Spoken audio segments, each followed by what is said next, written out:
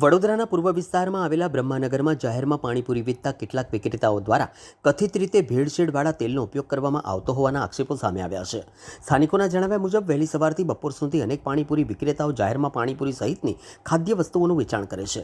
સ્થાનિકોના આક્ષેપ મુજબ પાણીપુરી બનાવવા માટે વપરાતા તેલની ગુણવત્તા સામે સવાલો ઊભા થયા છે। સાથે જ સસ્તી ગુણવત્તાના બટાકા અને ચણાનો ઉપયોગ કરવામાં આવતો હોવાના પણ આક્ષેપ કરાયા છે, જેના કારણે લોકોના આરોગ્ય સાથે ચેડા થવાની ભીતિ સ્થાનિકો દ્વારા વ્યક્ત કરવામાં આવી છે। પાણીપુરી તળતી વખતે કથિત રીતે કાળા ધુમાડા નીકળતા હોવાના કારણે આસપાસના રહેણાંક વિસ્તારોમાં પણ ધુમાડો ફેલાનો હોવાની ફરિયાદ રહીશોએ કરી છે। સ્થાનિકોના જણાવ્યા મુજબ આ મામલે પોલીસ સ્ટેશનમાં પણ રજૂઆત કરવામાં આવી હોવા છતાં પણ હજી સુધી કોઈ નક્કર ઉકેલ આવ્યો નથી। સ્થાનિક રહીશોમાં એવો રોષ જોવા મળી રહ્યો છે કે જાહેરમાં ખાદ્ય પદાર્થોનું વેચાણ કરતા વિક્રેતાઓની નિયમિત તપાસ થવી જોઈએ અને ખાદ્ય સામગ્રીની ગુણવત્તા તેમજ સ્વચ્છતાના નિયમોનું પાલન થાય છે કે નહીં તેની ચકાસણી કરવી જોઈએ। હવે સ્થાનિકોએ પાલિકાની આરોગ્ય શાખા અને તંત્રને સમગ્ર મામલે ગંભીરતાથી તપાસ કરવા અને જો નિયમોનો ભંગ થતો હોય તો જવાબદાર પાણીપુરી વિક્રેતાઓ સામે યોગ્ય કાયદેસરની કાર્યવાહી કરવાની માંગણી કરી છે।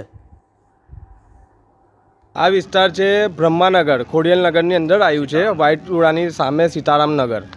અહીંયા ગેરકાયદેસર પાણીપુરીવાળા જેવું તેવું તેલ વાપરે છે અને જેવી તેવી રીતે અહીંયા બટાકા ખરાબ વાપરે છે અને એ તેલ ઉડે છે, અમારા ઘરોની અંદર આવે છે। એમના ધુમાડાના લીધે અમારી બહુ તકલીફો થાય છે। અમે એમને કહેવા જઈએ તો સમજતા નહીં, એટલે આ બધા લોકો કઈ ગયા છે। અહીંયા તો કોઈ ઝાંકવા આવતું નહીં।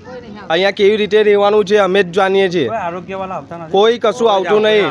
અમે કમ્પ્લેન બી કરીને આવ્યા પણ હજુ એ લોકો બી કોઈ જોવા નહીં આવ્યા। હરની વિસ્તારમાં, હરની પોલીસ ચોકીમાં કોઈ હજુ ચેક કરવા આવ્યું નથી।